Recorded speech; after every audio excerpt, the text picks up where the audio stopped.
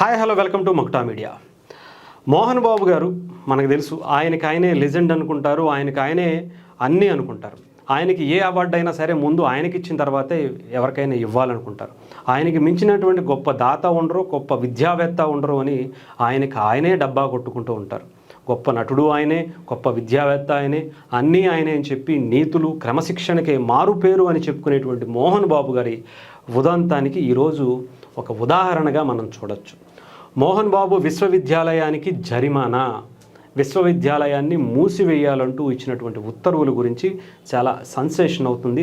నిజంగా అక్కడ ఏం జరిగిందో కూడా చెప్పేటువంటి ప్రయత్నం చేస్తాను. ఒకసారి వార్త వచ్చినటువంటి ఆ వార్తను మీకు చదువుతాను. విద్యార్థుల నుంచి అదనంగా వసూలు చేసినటువంటి 26,27,00,000 రూపాయలు వెనక్కు ఇవ్వాలని ఉన్నత విద్యా కమిషన్ ఆదేశాలు ఇచ్చింది.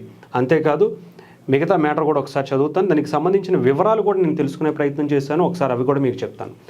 అలాగే విద్యార్థుల నుంచి ఫీజులు ఎక్కువ వసూలు చేయడమే ఆదాయాన్ని వెల్లడించకపోవడంతో విద్యార్థుల హాజరు నిర్వహణకు అవకతవకలకు ఒరిజినల్ సర్టిఫికెట్లను నిలిపివేయడంతో మోహన్ బాబు విశ్వవిద్యాలయం మీద ఉన్నత నియంత్రణ మండలి కమిషన్ 15 లక్షల జరిమానా విధించగా ఆ వర్సిటీకి సంబంధించినటువంటి చెల్లింపులు విద్యార్థుల నుంచి అదనంగా వసూలు చేసినటువంటి 26 కోట్లకు పైగా రూపాయలను తిరిగి చెల్లించాలని గత నెల 17వ తారీఖు కమిషన్ ఆదేశాలు జారీ చేసింది. ఈ వివరాలు వెబ్సైట్లో ఉంచింది.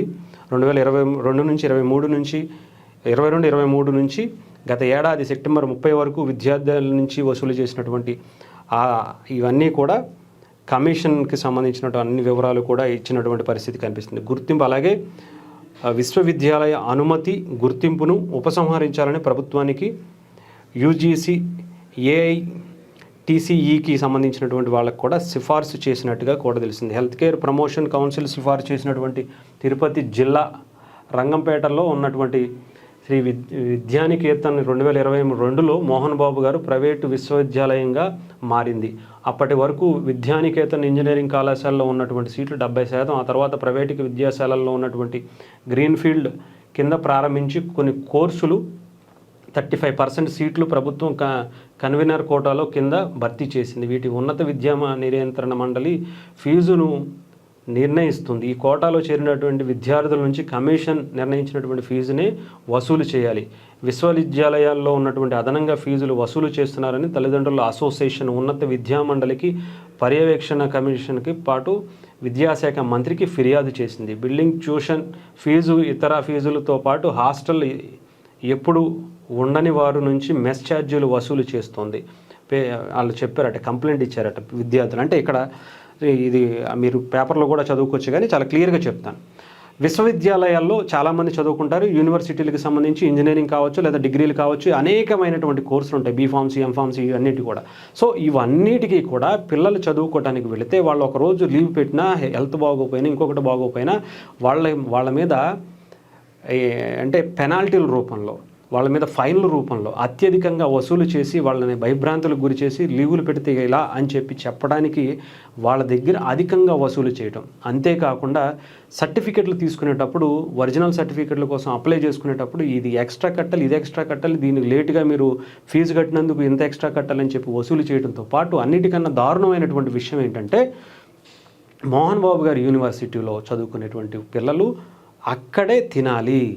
అంటే హాస్టల్లో ఉండేవాళ్ళు అయితే ఎలాగో తింటారు, లేదా బయటకు వెళ్ళి తింటారు, లేదా అక్కడ ఉండేటువంటి చదువుకో డైలీ వెళ్ళి వచ్చేటువంటి వాళ్ళు కూడా లోపలే తినాలి, బయట తినడానికి వీల్లేదు. ఆ క్యాంటీన్లో ఎంత ప్రైజ్ పెడితే అంత ప్రైజ్తోనే తినాలి. బాగోకపోయినా, నచ్చకపోయినా, టేస్ట్ ఉన్నా లేకపోయినా సరే తినాల్సింది. అంతేకాకుండా వాళ్ళు బయటకు వచ్చి తింటున్నారు అని చెప్పి పిల్లల్ని ఆపలేకపోతున్నారని చెప్పి వాళ్ళకు ఉండేటువంటి రాజకీయ పలుకుబడితో గతంలో అక్కడ చుట్టుపక్కల ఉండేటువంటి హోటల్స్ని, వాటిని హాస్టల్స్ని బలవంతంగా బెదిరించి ఖాళీ చేయించినటువంటి పరిస్థితులు కూడా మనకు కూడా తెలిసినవే. అంతేకాదు మంచు మనోజ్ గారు కూడా చాలా కీలకమైనటువంటి ఆరోపణలు చేశారు. మోహన్ బాబు యూనివర్సిటీలో చాలా దారుణమైనటువంటి పనులు జరుగుతున్నాయి, చాలా అక్రమాలు జరుగుతున్నాయి అని చెప్పి ఆయన సెన్సేషన్ స్టేట్మెంట్ కూడా ఇచ్చారు. ఆ టైంలో చాలామంది ఏమనుకున్నారంటే వాళ్ళిద్దరి మధ్య అంటే కుటుంబ కలహాల మీద ఇలాంటివి తీసుకొచ్చి ఆరోపణలు చేస్తున్నారు తప్ప దాంట్లో నిజం లేదని అనుకున్నారు. కానీ ఇప్పుడు చూస్తే మంచు మనోజ్ గారు చేసినటువంటి ఆరోపణల్లో నిజం ఉందేమో, ఇవే ఆ అవకతవకలేమో అనుకునేటువంటి పరిస్థితికి అయితే కనిపిస్తుంది. మరి మోహన్ బాబు గారు తనకి తానే గొప్పగా అని ఆయనకు స్వయం ప్రకటితంగా చేసుకునేటువంటి ఆయన మరి వీటికి ఏం సమాధానం చెప్తారు? పిల్లల్ని భయపెట్టి ఎంతోమంది చిన్నవాళ్ళు ఉంటారు, పెద్దవాళ్ళు ఉంటారు, క్రమశిక్షణకి మారుపేరుగా అని చెప్పి జాయిన్ చేస్తే వాళ్ళని ఎంత దారుణంగా హింసించి 26 కోట్ల రూపాయల వసూలు చేశారంటే ఆలోచించండి. అధికారికంగానే ఫీజులు అధిక వసూలు అంటే ఫైనల్ రూపంలో ఇంకొక రూపంలోనే 26 కోట్ల రూపాయలు వసూలు చేస్తే అనధికారికంగా ఎన్ని వందల కోట్లు వచ్చుండొచ్చో మీరు ఆలోచించండి. అది కూడా ఎంత తక్కువ టైంలో 2023 నుంచి ఇప్పటి వరకు వసూలు చేసినటువంటి. అయితే గతంలో ఆ ప్రభుత్వం ఎవరున్నారు ఏంటో, మీరు ఎవరి పలుకుబడితో ఆయన చేశారో, యూనివర్సిటీ ఎవరి పలుకుబడితో ఆయన యూనివర్సిటీకి సంబంధించినటువంటి పర్మిషన్లు తెచ్చుకున్నారో మనం ప్రత్యేకించి చెప్పాల్సిన అవసరం లేదు. ఆయనకి ఎవరికి అనుకూలంగా మాట్లాడారో, ఎవరి కండువాలు వేసుకుని ఆయన ప్రచారం చేశారో కూడా మనకు తెలుసు.